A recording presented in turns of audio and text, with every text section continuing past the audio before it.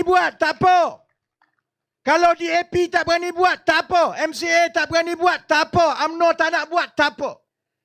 Kalau contohnya kita ada yang kalah pun tapi nombor 2 ataupun rapat dengan pemenang.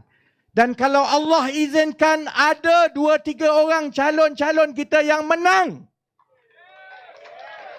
Maksudnya saudara-saudari, maksudnya Anwar Ibrahim, Zaid Hamidi, Anthony Loh, Nga Komeng, Hadi Awang, mereka semua ini kena berfikir benda ini benda yang tidak pernah dijangka akan berlaku. Maka terpaksa terima hakikat bahawa masa depannya kita dah nak hentikan perkara mengarut yang dibuat oleh parti-parti ini. Isyarat jadi kepada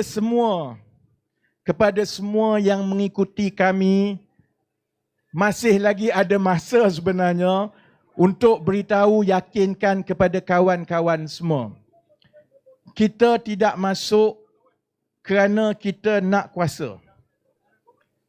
Kita tahu bahawa perjalanan ini cukup panjang. Kita tahu bahawa besar kemungkinan kita terpaksa melalui perjalanan yang sunyi. It's going to be a very lonely journey. Kami faham.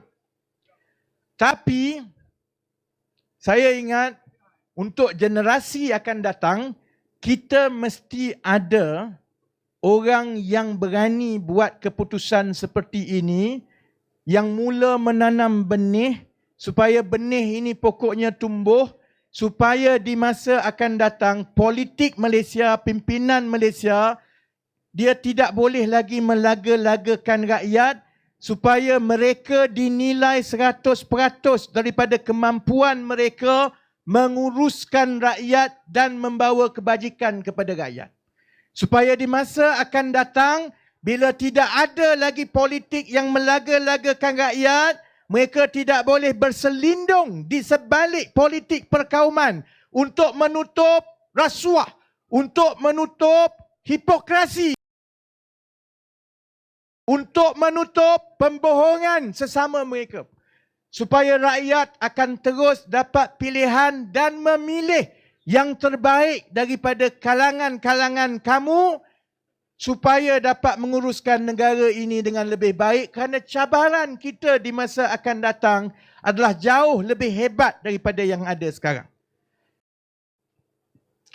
Kita hanya mampu berdoa.